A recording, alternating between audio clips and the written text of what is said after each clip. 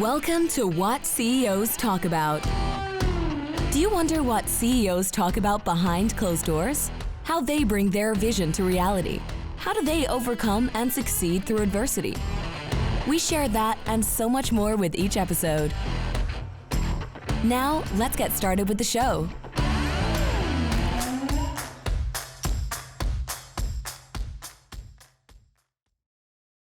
Good day, everybody. My name is Martin Hunter. I am the host of What CEOs Talk About today, part 2, Isabelle and Maggie. So thank you very much for being on the show. Can you please introduce yourself? You bet. I'm Isabelle Mercier. I'm the CEO of LeapZone Strategies, her partner in crime here, both in life and in work. And I'm a differentiation expert, where I help people become the first, the best, or the only. And as we talked about in the previous podcast, disrupting, but most importantly, becoming undisruptible. So we will have to watch that episode as well. Maggie. I'm Margarita Romano, as she said, Isabelle's partner in work and play. And I'm the Equine-Guided strategist at LeapZone Strategies. Which simply means I partner with horses to help people people as in CEOs and business leaders overcome the things in their way to success. And I mean, a good thing we have YouTube right now, because I can be speaking by experience. You have two people here who have lovely hair. One is just amazingly manicured and just floofy and wild. Voluminous. Maggie, what is the title? So in the pre-show, we have two extroverts, and then we're going rah, rah, rah, and then we're like shh, shh, shh, shh. Margarita, please. Then Margarita is also a writer, so as you look, she's blushing already. She had to write it down. So what is the title of your show today? What do you want to talk about? I want to talk about the heart is where it's at. Let's keep the suspense a little bit. Tell us about you guys. So company, partnership, love, where do you want to start? When does it start? Because I think it starts back east, where they speak the other language. The other language, that's right. Yeah, we met in university. Okay. And in our TED Talk, actually, that's how we start the TED Talk about... Oh, that's right. You guys were on the TED Talk together. Together, right? Yes. And so that's how we start. We start with telling a little story around how we met. And, I didn't speak a word of English. I'm from Quebec City. And I decided to go to school in Montreal. And when I met her... I had a 3-year relationship with my boyfriend, and I saw this gorgeous woman, and I thought, OMG, I'm going to marry this woman one day. Didn't even really realize, I was 18 years old, didn't even realize what that meant.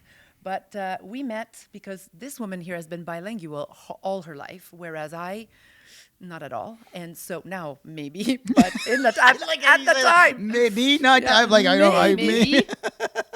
Everybody hears my accent but me, so, it is what it is. I think the world is wrong and I'm right, but whatever. Well, I have evidence of what her accent was when I first met her. Oh. So this is highly improved. Highly. From Quebec City. I know people. Hey, I know people from Quebec City. Oh, yeah, my goodness. Couldn't understand her. She would talk and we'd be like, What is that? Oh, and okay. How we were in the pre-show where she's introvert, I'm extrovert. I was literally first day of school, orientation. They're trying to explain things to me. They're all in it. I'm Concordia University. Oh, Concordia. I didn't understand a word of English. It took her about what felt to me as a half a day, but it took her 20 minutes to say, hey, I'm bilingual. Can I help? And this is literally my reaction. I was like, are you kidding me right now? You mean to say? Oh, it was a little more colorful than that. For this whole time, you've been hearing both sides and not doing anything? Like, what the hell is wrong? And then I fell in love. Did you fall in love? I did. I don't She think... sounds surprised. Let me think about this. Well, I did fall in love, obviously, 30 years later. Yeah. But I don't think it was as quickly as her. And I mean, there's stuff that I didn't know or realize until, like, when I was writing my book, which was, I don't know, 15 years later? Yeah. No, what am I saying? More than that. Like yeah. 20, 25 years later. When I found out when I was writing the book, I found out she had been stalking me way back when I thought we were just randomly meeting up in these different places. But I kept bumping into her, and she was like, when I wrote How the book, serendipitous. I was stalking you. Yeah. Sitting on the fence. Sitting on the fence, how to love without limits. That's lovely. Absolutely lovely. Why the feather? The feather is how love should feel. Light, airy, and everywhere. Like feathers can, if they're blowing in the wind, they can go wherever they want, and love is everywhere. You know what?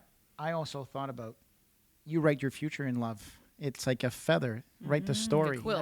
Yeah. Right? So write the feather. Write your story. Write the story of love. Love conquers all the time. And one other thing about sitting on the fence, because a lot of times we get the why this title, and do you want to explain a little bit as to the behind the scenes of sitting on the fence?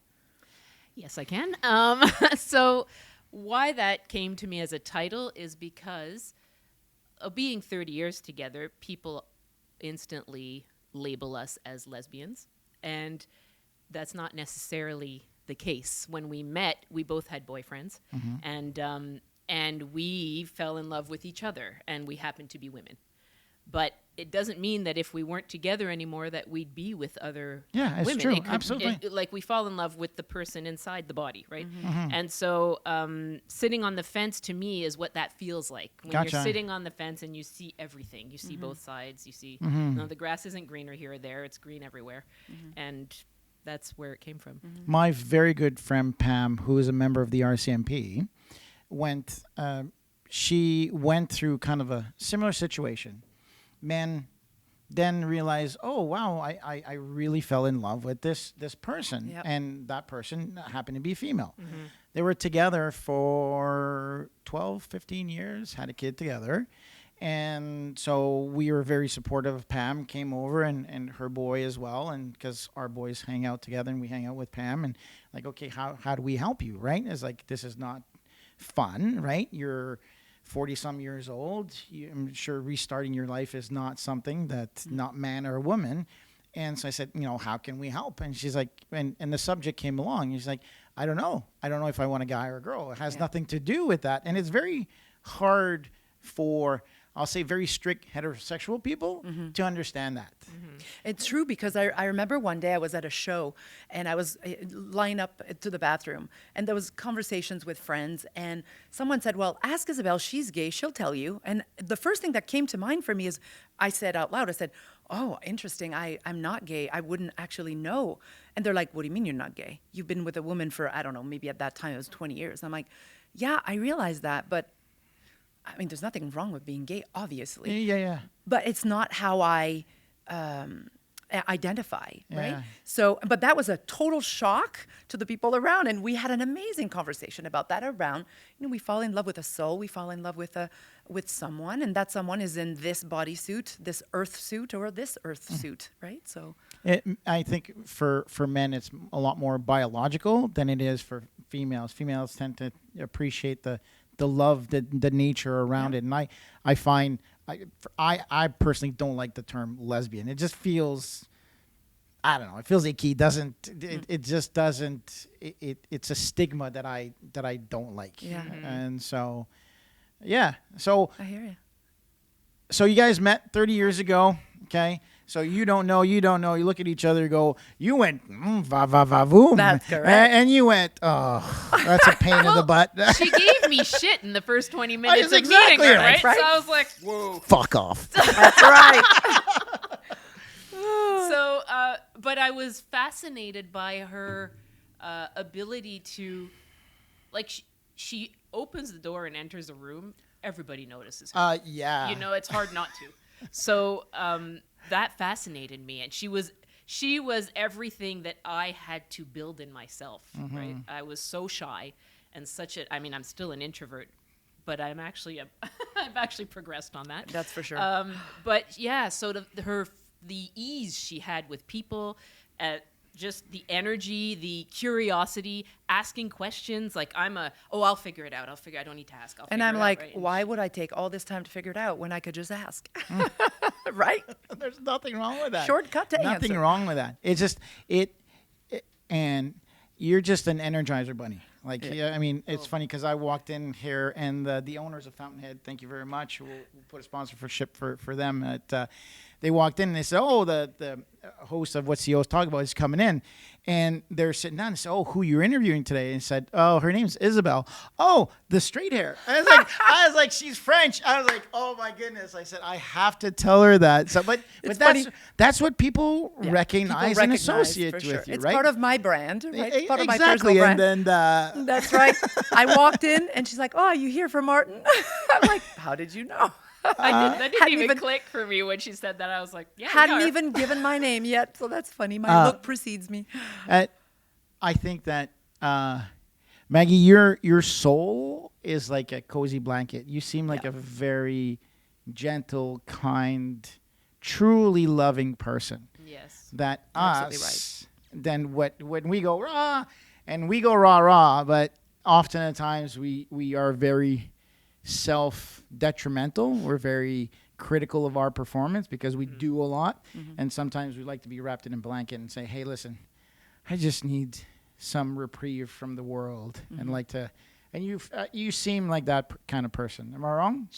You're No, that's totally right. right. It is totally right. And she's teaching me still, but she's taught me and continues to teach me that what I am, who I am, is enough the way it is today. Oh, Of that's course, hard, I'm eh? gonna grow. I'm gonna move forward. And I am enough. And I've learned that through Margarita, and I keep continuing learning that. And as she said, she's, I will say, elevated her extrovertedness, and I have, despite of having a shit ton of energy and all of that, I am more compassionate. Compassion was not a word that was used for me ever in my life. Yeah. Go ahead. Empathy, sympathy, all those, I did not have any of. I wasn't out born with that gene. That's right. And I am now. At some point, Margarita said to me, "Isabelle, you've never been at the receiving end of your energy." And I thought, absolutely fair enough, because sometimes I feel like I don't fully say what I want to say, yet people say, "Oh, I should have taken the sugar-coated version," and I'm like, "That was the sugar-coated version." What? Honey, you don't want to know what she was actually going to say. Yeah. So it's amazing how in 30 years, we obviously, this has not been rainbows and Of course, unicorns, of right? course. We've gone through thick and thin. We've almost left each other twice, really seriously, and we keep recommitting to one another, and we learn a tremendous amount by being together, by also running a business together, by running a team together, building a culture together. We have so much to learn from each other and from our herd, and it's just been an amazing journey. Oh, good. So look at that. We covered 30 years in Few 10 minutes. Yeah. So title of the show is? The heart is where it's at. So why? Why did you pick that? I picked that because I feel that I'm here to help people make the short journey down from their head to their heart. Few inches, yeah. I like so how much you work. say short. Yeah, I know. Few Biologically short. Biologically Correct. But, Yeah. but can take a emotionally, lifetime. yeah. A lifetime, absolutely. Yeah, and it really is where it's at. And I'm not dissing the brain and the mind, and it's a beautiful thing.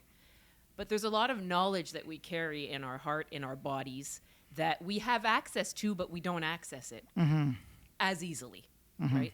And that's why I partner with horses, because they naturally do this.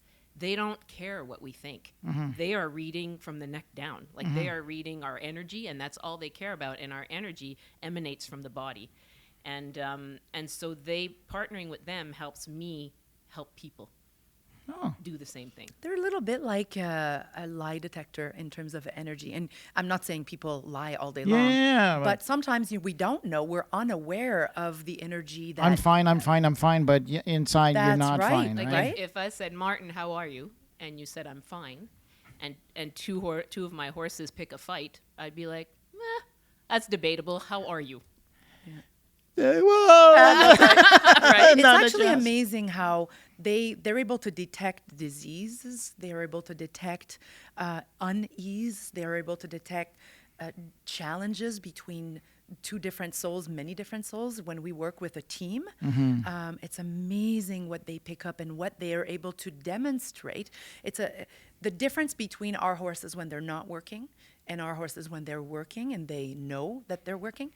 They're completely different. They act differently. They literally demonstrate. Margarita speaks horse a lot more than I do.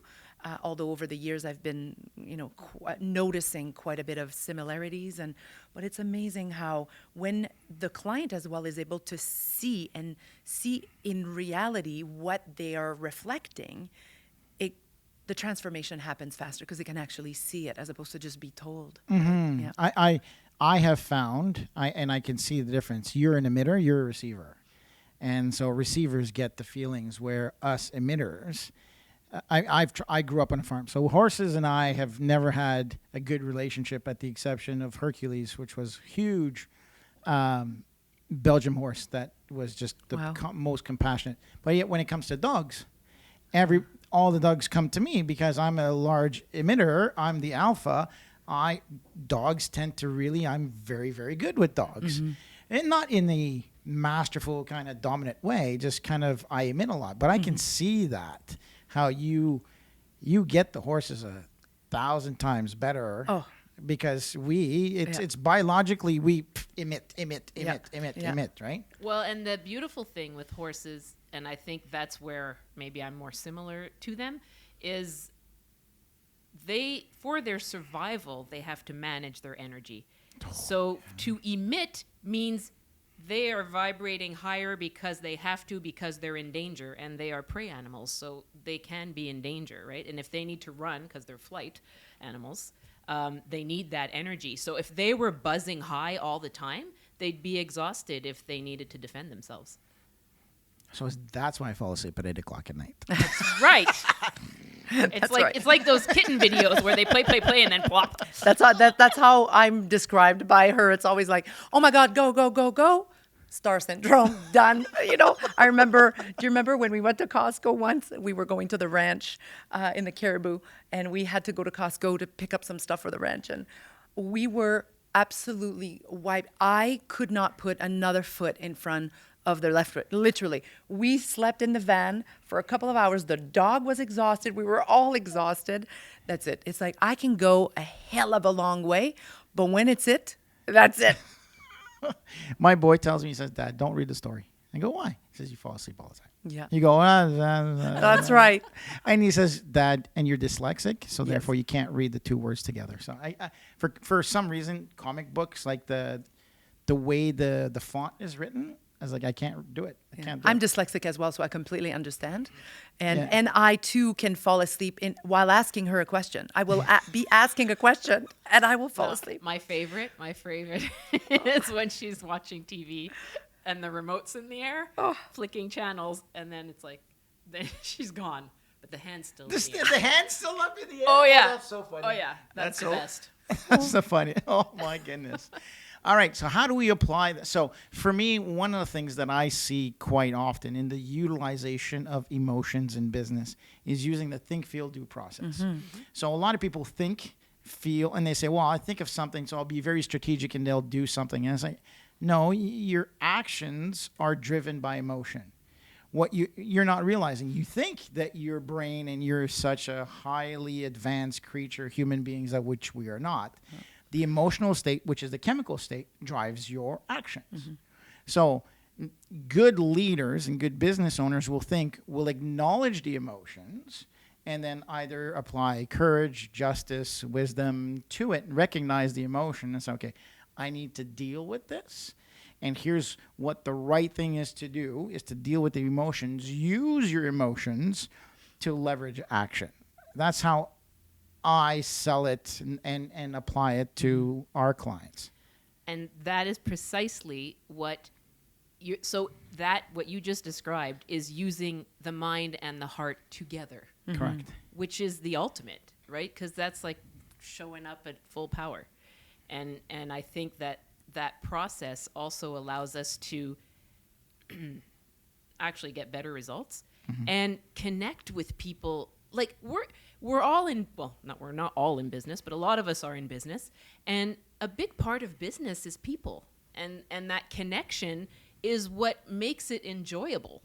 So when you stay... And not only people as in clients and prospects, but people as in team and suppliers. And, without people, business would not exist.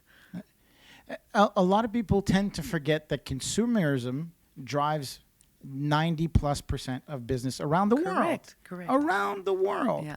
And people make emotional decision on consumption.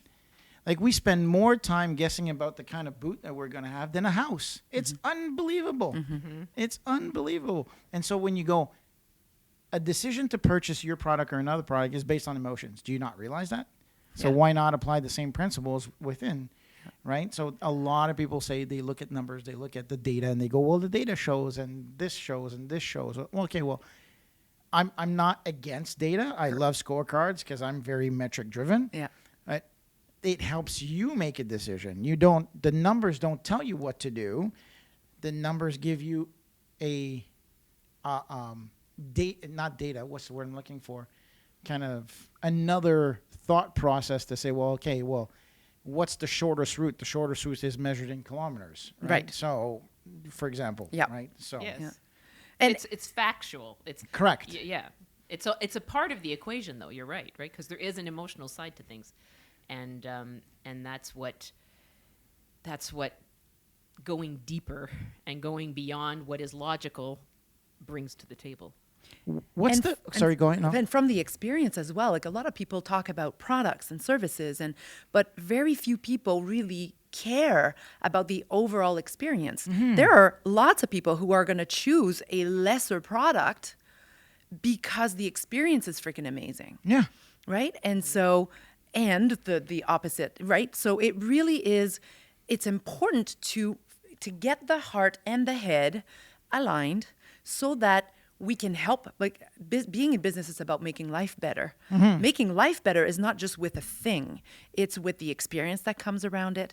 As soon as you have an amazing experience, even if your experience was crap and then it was bettered because of how they dealt with it, customer service dealt with it, that's what you're going to talk about to your friend, and that's the conversation is going to be, oh my God, this did not work, but here's what they did to fix the situation. I couldn't believe they did that. It was amazing. That's all. Of course, it's driven by giving employees the opportunity to make decisions within a sandbox of parameters.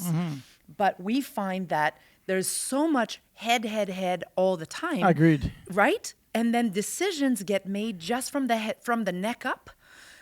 A little bit like when I'm hungry and I'm not really hungry, I say I'm hungry from the neck up. Do you want more cake? Yes, but no. I want it from the neck up, but I probably shouldn't.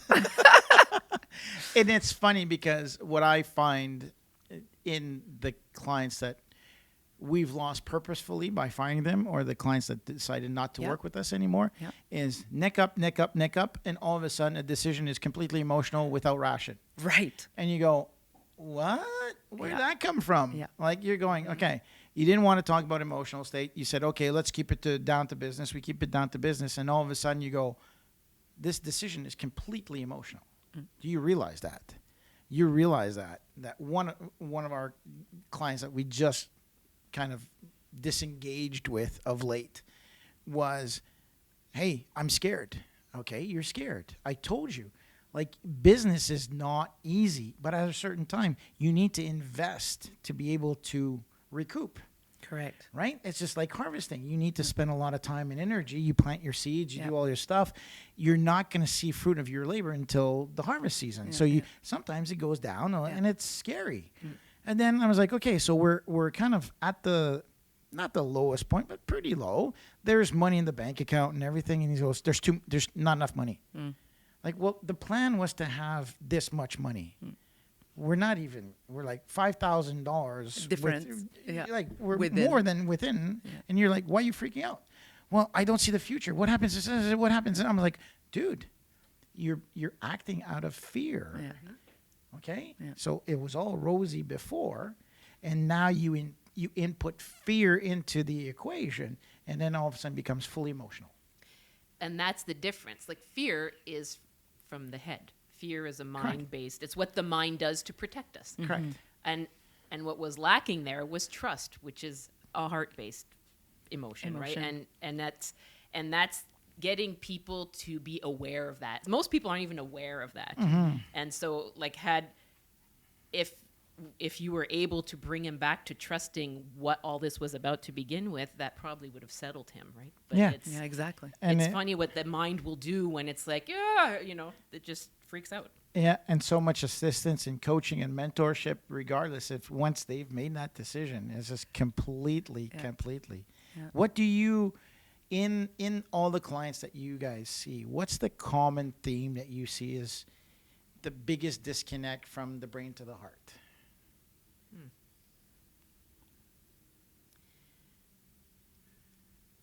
That's a good question. I mean, there's probably a few. Some people, fear of failure, fear of success. A lot of what shows up in my work anyway it goes back to childhood.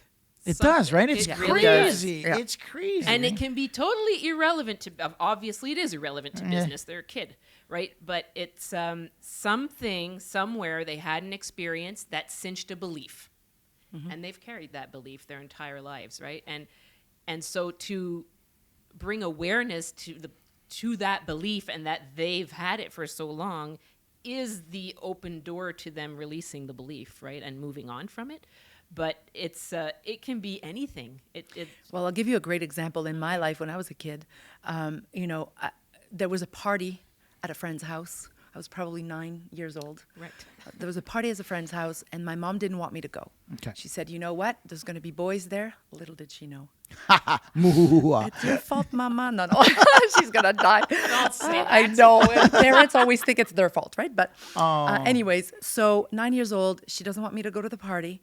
And she says, why don't you create your own party here? I'm like, well, it doesn't take a doctorate degree to know that if everybody's going to that party, no one's going to come to this party. Yeah. And she's like, no, you'll see, people will come. Oy vey. So I created this party, despite my desire to not do it.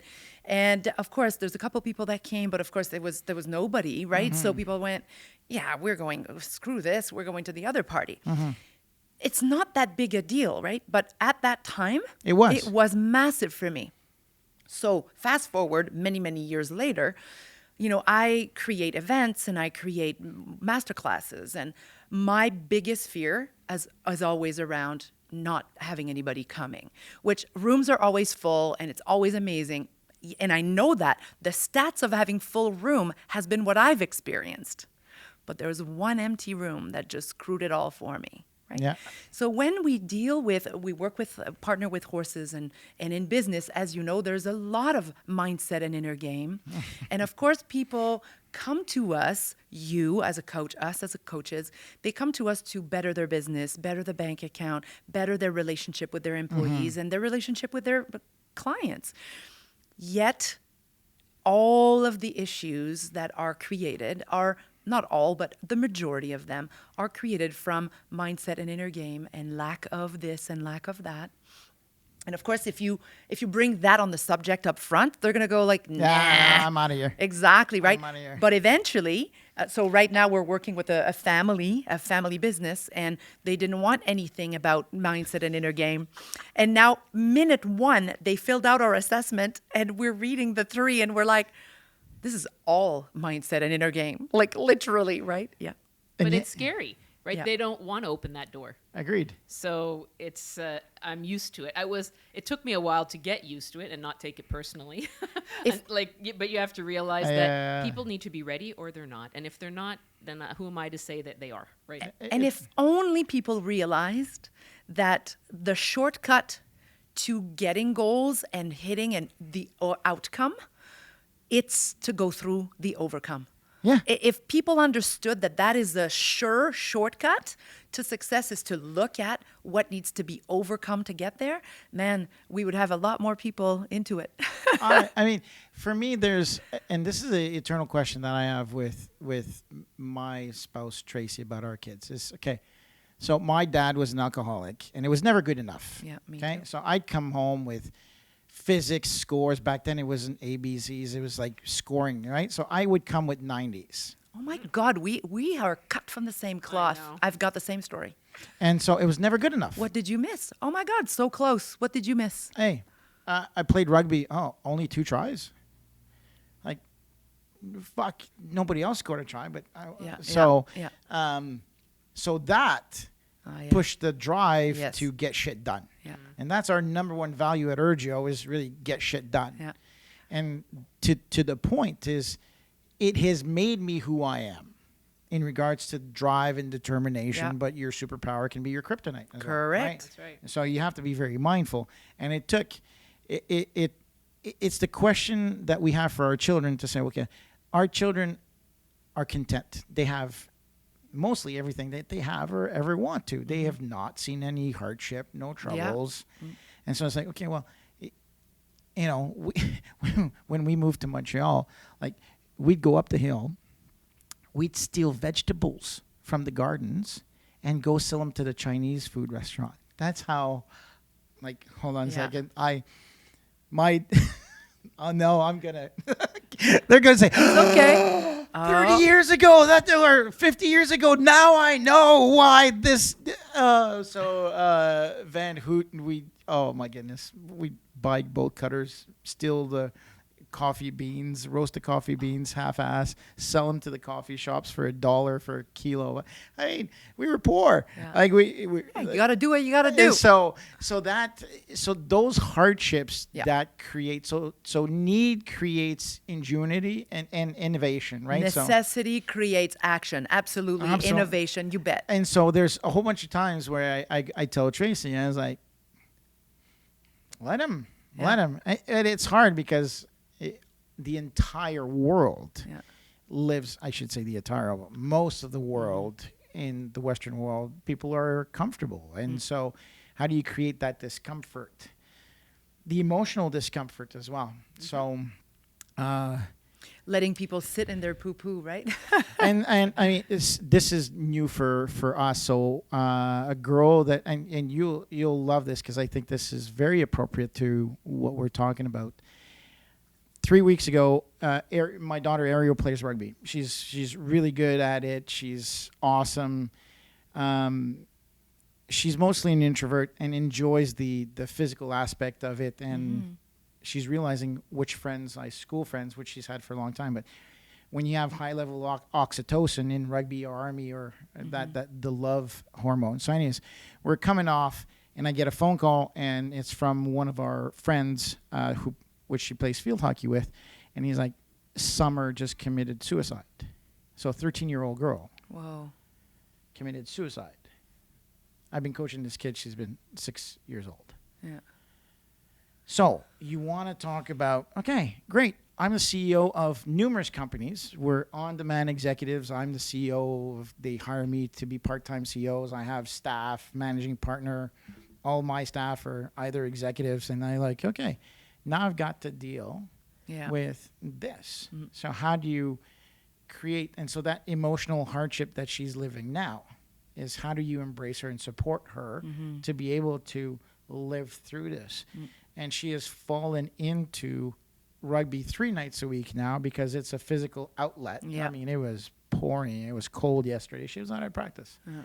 So that determination, and she was realizing who her, and so it kind of changed my mindset about hardship, creating hardship for our kids. They'll be faced with it. As long as we're good parents and I shouldn't say that as good parents because that same application to employees, teams, is to surround them with that empathy that we should have, right? And maybe share the tools. Share the tools for them to be able to handle situations Yeah. to the best of their ability. You know, we're we're not invincible. Right? We're not? No. Surprise, right? Am I? Yeah, I thought I was invincible until I was 48. I think honestly, what people want is to be heard, right? Yeah. So when Seen. when an employee, obviously we have rules and regulations and we have processes and we have, best practices and then there are people. And people will follow rules or not follow rules. And, we have non-negotiables and this, so long as this gets done and this gets done well. And then there's people. And when you deal with people, it's not like a hard, fast rule. It's not this. So I've learned quite a bit in the last many years to listen more and to not just listen for the sake of coming back with something that's going to enforce what I want, but really listen to what is going on and really understanding what's going on behind. And that is coming from a heart perspective. And yes, at the end of the day, I'm the boss. I'm going to decide if this suits the role or if this suits but understanding, giving people the tools, obviously helping them with the tools that they need, whether it's a client or an employee or a kid. And when you say, giving them some hardship, you're absolutely right when you say they will have hardship. At some point in their life, they will. But I do think there is a fine line between making it so easy for them. Like sometimes I feel like our employees have it all on a silver platter. But that's not true either. It can feel that way sometimes, but there will be hardship. There will be times where they'll have to raise the bar, and there'll be times where we'll need to raise the bar. And so long as we all know where we come from, because I used to think, people kind of get up in the morning and they don't want to do their best. And that's not true. Yeah. I do know that we all do our best, and my best may not equal your best, the best that you want out of me, and vice versa. But, I no longer get up thinking this person is spiking me with not doing their best. No, we all want to do our best, and we want to be seen for the good that we do, not just the things that we need to improve, The one thing that I've always applied, but most lately is, especially through COVID, is, do you see me? Do you hear? Do I matter? Yeah. And those are three things, regardless of what kind of human being you are. That's what you want, right? So if you apply those principles at work, okay, do you see me? Yes. Do I acknowledge your work? Right? Do you hear me? Yeah. If you have something to say, do I take in consideration and actually listen to you, right? Yeah. And do I matter is to say, okay, well, yes, you're part of a bigger team. There's a contribution aspect of it, and I think the people forget the power of la pregunta, the question, right? And so, how you doing? We use that so often, but do we actually mean it? Yeah. And to say, well, Maggie, how are you today? Like, And to really mean it. and right? to see you engage it. And That's you, right. And to not have the default answer, right? To actually dig in and go, how am I today? And even sometimes at the till, someone will go, "Hey, how you doing today?" I am. It's not like I'm going to divulge but when I am not doing well, I will say that. Actually, today is a really tough day. I'm not having a good day today, and people don't know how to react. That's right. That's what's interesting like, is they get "What?" immediately uncomfortable because you're not throwing out, I'm good, I'm fine. Yeah. They're like, oh, wait, that's not an answer that's in my script. What do I do? What do I do? What do I do with that? Yeah. I remember at a restaurant, I had said that, like, I'm not one to return food. I don't like to waste. But if they say, was this good? If it wasn't, I'll say, it wasn't the best, that I've had better here, And I remember at some point I said, yeah, it was really not the best. Oh, I'm so glad that you liked it. And she left. And I was like, wow, she was obvious. I don't know where she was, but she wasn't listening at all. Yeah. I'm like, what? Yeah. I think the power of the pregunta as well is to ask yourself. And so a lot of people, that's the one thing that I've learned to do as well, is how do you self-assess? Yeah. Right? And I went from Simon Sinek. You guys know Simon. Of course. And so one thing that he said, instead of saying you have a good day or a bad day, you say, I'm a little ahead or I'm a little behind. Right? And so I thought that was like a complete mindset because it's a rat race, right? I mean, yeah. we're all going to die. Yeah. We're all going to die. Yeah, that's the one sure thing.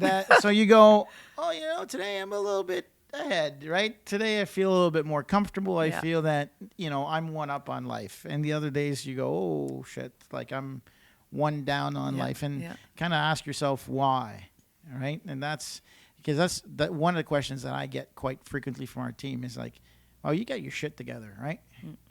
And I go, Sometimes, not always. But they said, you're always cool. Yeah, but I do a lot of self-evaluation, a lot of self-assessment. Say, how do I feel today? How do I... And to my dismay, I've bottled things up a little bit more than I should have through COVID. I mean, we talked about this, like 18-hour days, and you just kind of... That's right. You're going. And I was like, at one time, I was like, what? My weight just went straight up. Even if I was going to the gym, like the stress was pretty unbelievable. So give me another one. Give me one more that the clients that come to see you feel, what's like one of the major causes or the one of the things that you really catch that is very applicable to the majority of clients that you see? I'll say one thing that I feel the people are often looking for confirmation, right? For affirmation and confirmation. Sometimes we're on our road, we're doing things and do. Mm-hmm. And to have someone else, like I think about our coach, and there are times where he's got to say no, and let's get out of that and move on to here. Mm-hmm. And sometimes when there's affirmation there and confirmation, it just gives a little bit more weight to what we're doing or a little bit more wind in our sails. And I do feel like people come and they feel like there might be massive pivotal shifts when often it's smaller. Adjusting the knob. Adjusting the knob. When you adjust to the right, little to the left. many knobs that are adjusted, it makes big differences, right, over time. And I do notice that often people feel a bit relieved. They're like, oh my God, I thought this was going to be like a massive redesign. And sometimes there is. Sometimes you got to like tear it down and build it up again. And most of the time, it's the confirmation that it's dial tweaks versus massive, right? Or even just confirmation that they're not nuts. Yes. Like I get that a lot where I listen and listen and listen. And it's the confirmation, it's listening without judgment, because oftentimes I find anyway, people don't want to share what's going on because of the fear of being judged, right? So, but when they do find a space that they can share, and they do, just the confirmation that whatever, it's a great idea, this is so needed, they're like, it is, right? Like they're just, they get on that, and it just lifts them up to take the next step. Yeah. I mean, as most CEOs know, you have nobody to give you a performance evaluation. Exactly, right? So when you're the comfort and a lot of the risks that's associated with being the leader, the owner, the founders, who do you balance and checks? Who does your balance and checks? Correct. That's right. Yeah. Right? Nobody's there to give you a performance evaluation. Yourself. You do it yourself. That's right. Which sometimes but is just when not you're in the enough. pickle jar, you can't see the amount of calories on the label, right? Well, that's a new one. Pickles have calories? Oh no! Oh, that's no. the problem. That sucks. Oh no! Oh my goodness! I'm on. The reason why I'm not having a beer is because it's November. No sugars, no carbs, no beer, no booze. It's Great. December 1st on Wednesday. I know that. How many hours left He's in there, the Mark? countdown. I know. I had to do something. Down 13 pounds now. So. Nice. Oh yeah. Congrats. Yeah. Have you ever heard of the mirror? I know what a mirror is, but I've never heard of the mirror. Mirror on the wall. I helped a client tremendously this year, and I've gotten a gift. I just turned 50 a couple of weeks ago, And hello. 29th of July, I turned 50. Nice. I will be 50 in September. That's right. She gave me for my birthday an amazing gift. It's called the mirror, and it's a mirror that is a trainer. So when you're not using it, it's a mirror, just a regular mirror. But when you're turning it on, it's a trainer, like a hologram trainer in the mirror, and it calculates all your moves. It encourages you. It has speakers. It is the best piece of technology that I have, and I'm a tech girl. I mean, she surprised the crap out of me with that, and it's being delivered just around Christmas time, and I can't wait. So it's like, it is like mirror, mirror on the wall. There's It a really face. is. There's a face. Absolutely, and you can see it if you go look for it online. You'll actually see the trainer in the mirror, and it's got some dials, and it's got all digital. I just can't wait, man. Mirror, mirror on the wall. Who's the prettiest of them all? You're the fat one. That's the first. Okay, now you lost a little bit of weight. Now now you lost a little bit of weight. Okay, now you're prettier. Okay. My goodness. I have a lot to say about that. Yes, she would slap you silly right now. That's right. Because I'm not fat. Self-talk. It Self-talk. is self-talk. Yeah. Yeah, and that's what keeps you, Fat. well, in the state In that you're whatever, not wanting. in whatever Yeah. state, right? Yeah. That self-talk about not doing it, or I'm not good at it, or nobody would, like, courage is, we are the worst people to suppress our courage. Correct. It's crazy. And by the That's way, across the board, like business, personal, doesn't yeah, matter. yeah. Correct. I think you're tremendously sexy, by the way. Well, thank you. Yeah, you're welcome. Thank you very much. Let's ask the mirror. Mirror. Mirror. Oh, hold cares on a about second. the mirror? Hold on a second. Lucas, do you think that I'm attractive? So pretty.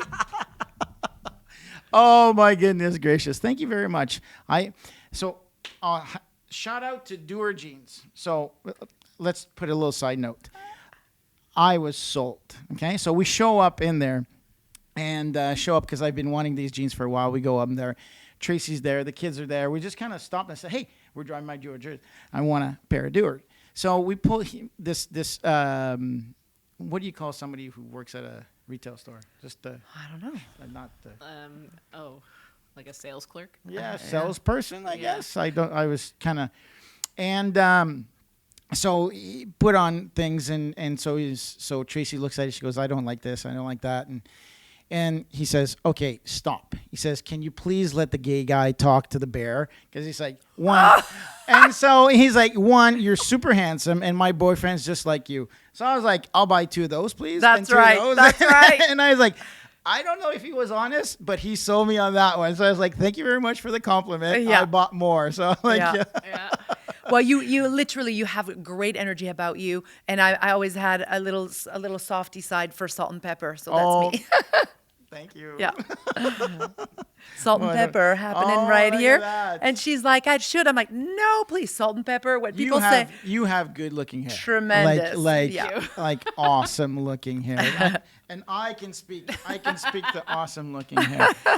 The heart. The one thing that I find difficult with heart situation in business is I've implemented fundamental behavior inventories. Like how do you measure behaviors, right? Yep. So we do the camera test. What can you do? Well, a handshake is something that you can measure, right? We do behavioral measurements in sales a lot. How many interviews did you have? So That's a lot right. of leading indicators, right? In safety, it's done quite frequently Yeah. with behavioral-based safety in the mines, in the construction industry. So then that's the one thing that I've been pushing really, really hard in business is I was saying, how do you measure the behaviors that represent your core values? So give me one of your core values for your company. Self-responsibility. Self-responsibility. What does self-responsibility look like? If you were to take a picture of it, what would it look like? Yeah, and our team member, I notice that a lot because it's one of what's really accountability, self-responsibility are super high on my list. And of course, we have awesome, cool way of talking about it. But for example, in our huddles every week with our coaches, we talk about that. We notice each other, how we were being while we were doing. And we always refer to our core values when we talk about anything, something we did well within each other, something I noticed Margarita, and I will, on our channel, we have a Voxer channel, and we have an appreciation channel, a gratitude channel on Fridays. And on Fridays, we chime in with what we've noticed, what we've seen that is in alignment with our core values. And we always find ways to cheer each other or notice or say, how could that have, what you did here, what could you have done differently to better align with this core value? So the core values for us, they're not just written on the wall. They're literally being talked about continually. And people know that they can't come to me with, so self-responsibility, they can't come to me with just a problem. They have to come to me with a problem and a couple of solutions. So there's one, right? So Right. for us, in the fundamental behavior inventory of the code of conduct, it Yeah. says like, so your core value is, again, just to repeat, Self-responsibility. self-responsibility. So what self-responsibility looks like is every time you come with a problem, you have at least 2 solutions. Right. So that's something you can measure. That's right. And you say, okay, Martin, you went to see Maggie with 5 problems last week. Out of the 5 problems, 4 of them had solutions to it. 1 didn't. Yeah. So that's the one thing that we've been really focusing hard on, measuring the emotional state of these core values. Like how do you measure something that, and it's funny because you have accountability, self-right, whatever, it always comes back to getting stuff done, listening, collaborating, Yep. and ultimately contribution to the bigger cause. Yes. It seems that it's always, regardless is, I eat green berets for breakfast or whatever core value you want to put to it, there's accountability, working with others, collaboration, communication, which is most oftentimes active listening. Yes. And the ultimate law is that singularity of purpose. Like, how are we rowing together in a community and in a collaboration? It's funny how it always kind of rotates, always, regardless of what's on the wall. Proud team player, safety first. Yeah. Yeah, and you know what? Here's another concrete one is accountability. For me, it's huge, right? It's very hard for me to work with people who don't walk their talk and who promise a bunch of things and then they just don't deliver. I mean, that drives me insane. So we calculate that, we measure that by how many times we say as promised, right? When I write an email, 100% I could venture to say that my emails start with, as promised, here it is. That's a beauty. Right? As opposed to, As requested, as promised, here it is. And whereas there are some people that always start with, well, because of that, this and that. Sorry, excuses. Thank you for your patience. So and it's sorry like, for the delay. no, that just drives me nuts. So we look at these things very tangibly to make sure that what we are delivering is part of how we want to deliver it, is as important as what we are delivering. Oh, absolutely. Yeah. The how is critical. And that's when we look at companies, we always say, stop looking at the transactional components of it. Look at the transformational. Correct. Yes. Right? So you look at working on the business versus working in the business. Yeah. You still need to work in the business. You still need to sell stuff and measure numbers. Because everybody's in the business of making money so that you can buy food and buy horses and enjoy your lifestyle. So you have to have transactional, but those are lagging indicators. The leading indicators is, okay, so what are you working on your sales pitch? Like, tell me what you're doing to continuously improve how you operate. And how you operate has feelings like right in the middle of it. And I think that's where there's a lot more to do with what you're saying and doing on a bigger scale. Correct. On a bigger scale. 100%. How do you acknowledge emotion? Like bringing emotion into business instead of removing emotion from the business is how do you, I think you said it best, is the the best combination is brain and heart. Yeah. I can't. Yeah. Sorry. The like- mind and the heart, and using the power of both, bringing both to the table. Yeah. I Yeah. think that's. Together, right? Because sometimes like one, the other, too much here, too much there. But when you're able to have a good balance between the two, there's a pretty magical equation here. Okay. Well, that's complete connection too. So you immediately know if you're in alignment or not, or if you're on board or not, or going in the right direction, or it's all there. You and my wife Tracy have to sit down for a couple of drinks. All right, Nice. done. Let's make sure They're that two that introverts. happens. Who's going to start the conversation first? You and I in the living room.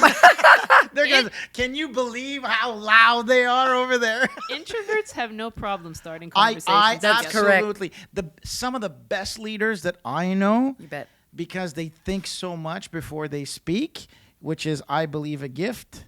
Do you know how many times, Martin? Do you know how many times I've said things and then she'll go blah blah blah blah blah, one little tiny sentence, and then they're like, oh, blah, blah, blah, blah. I'm like, oh Jesus, this is exactly what I've been saying for the last half an hour, and now you get it with one sentence. But that's the thing is, and I remember with our coach still, I'll be talking and we'll be working together, and then he'll go, what about you, Margarita? What do you think about that? And then the thing she'll say, it's like drop the pen, mic drop moment, So yeah. But that's simply because while you're occupying You time have and time to space, think. I'm processing. That's right. So of course I can come down with a little one-liner. Well, hey, you know what? Being an ex-military, a good machine gun keeps everybody's head down. That's correct. They're both an asset. And then when the head comes up, that's when the sniper goes. Psh, That's right. There you Yeah. go. So the machine gun combo is a good one. Correct. Let's put the introvert in the middle of all of this. I've asked you this question. At the exception of your book, what is your piece of reference that you go back to consistently? It might be a book, it might be a movie.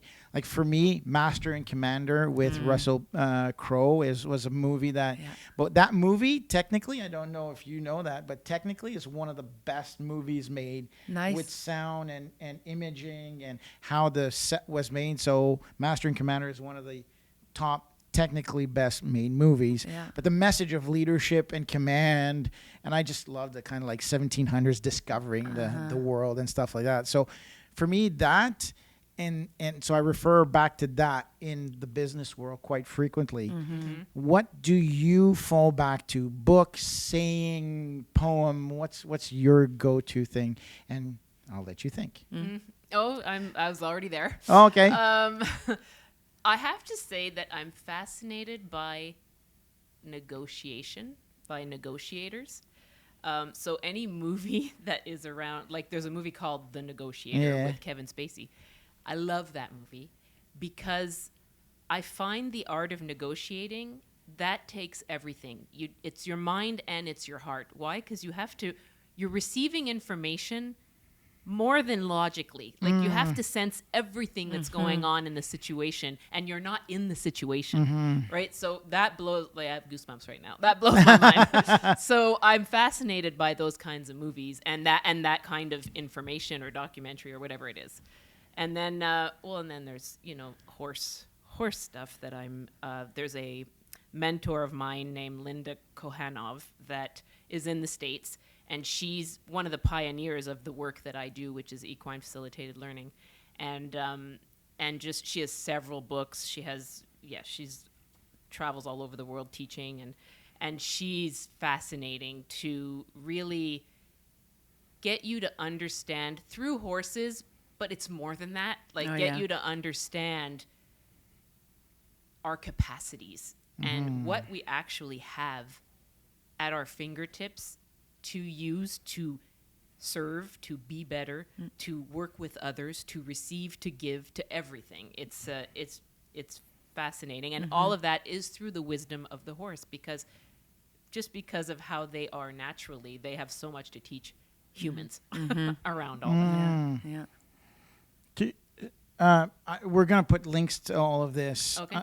Do you want to put a 2-minute wrap up on what is it So somebody gets in touch with you, or you. How does it work? How do they get to your place and become better? Nice. How do they get to our place? Well, They have a great desire for transformation and elevation. Okay. And I mean, the best way of connecting with us is through our website and our needs assessment. So we have a form that people fill out that really gives us more information about them, so that when we have a first conversation, it's an intelligent, impactful conversation, not just a fact-finding conversation. And then we have a variety of different ways that we work with people, but we need to assess first what would be the best way to serve them, right? Because I mean, how many times you think of EO and you think of all the retreats that they have, and this is something different. There's something a lot of CEOs that are listening to this can be very different, right? We go to these retreats, we go skiing, we go there, do something. Everybody goes, "What do we want to do this year? I don't know. You want to go to Vegas? know. What do you want to Yeah, do? Do you want to do yeah. the fall of trust, whatever that fucking thing is, when Yeah, you fall yeah. backwards?" And Yeah. I purposefully don't catch people. Did you see? There's one video out there. Listen, there's one video out there it's a girl and her dad, I think, I don't know. Oh, yeah. And so she's all ready to go, and he goes, "Okay, honey, go ahead, 1, 2, 3," right? And then he's in the back. She falls forward. Like, she talk about missed. communication. She's like, he's talking about how she has to fall and he'll catch her, and she has her eyes closed. She goes forward. Oh my goodness. I laughed for about, 3 days on that one. I was freaking out. It was the little sister's face. She was like, like she couldn't believe her sister went the wrong way. To support what you just said here is, for CEOs and leaders and leadership teams who are wanting to create something that's more soulful. I yet, like that, right? soulful. Soulful, yet very, like, I'm all about outcome. She's all about overcome. So it's not about kumbaya. It's not about just hard KPIs. It's the mix of all of that. So if there's people out there that are wanting to create a culture of soul and productivity and profitability, that's the mix that we bring with what we do at Trailblazers. That for me puts like the close to this conversation of outcome and overcome. Yes. That outcome, that's us. Right? That's right. Bop, bop, bop, bop, bop, bop, bop, right? Overcome is really self-centered and soulful. Soulful. Damn. That's some good shit right there. Nice. And you know what? And one thing that I would just want to add is, as we are talking about all of this, I've got many, many tattoos, but one of them is happiness. That word could be replaced by a bunch of things, but happiness is when what I think, what I say, and what I do are in harmony. So that's truly what we do with our clients. Is all the strategies, everything that we do is to really help create teams that what they think, what they say, and what they do are in harmony, in service of others and in service of the planet, right? So, yeah. Creating impact. Whatever you do, just Correct. that's what the new world is about. Business right. and is about creating impact. And fully showing up. Because we're here for this experience, this life that we have, which is not endless. So show up. I think that's the only way out of, we've taken advantage of the planet and everything that its resources has. I think that time for us to, like you said, show up and make an impact. That's right. Yeah. A positive one. Thank you. Thank you very, very much. Like how much time? An hour. Look at that. And Nice. we'd have, you guys didn't even touch your beers. No, I know. it's too far from the mic. That's Lucas's fault. He says, keep the mic close, keep the mic close. That's right. All right. So thank you very, very much. It is so great to see one another face to face again. Yes. Great studio. Thank you very much. Thank you, Lucas, bet. as well. Yeah. Any final words? I don't know. Show up and lead with heart and head, and Listen to your gut. Listen to your instinct that's telling you something, right? Even though it doesn't feel like it's coming from here, it's just a knowing or a feeling. Listen to it. It's speaking. Love is such a powerful word. it is. Isn't it true? With that said, my name is Martin Hunter. I'm the host of What CEOs Talk About. Thank you very much for being on the show. It was Pleasure. lovely. Thank you. Yeah. And with that being said, we'll catch you later. Oh, no. Marketing team. Oh, shit. How does it go? Like, subscribe. All that social media crap. Okay. See you guys later. Thank you. See ya.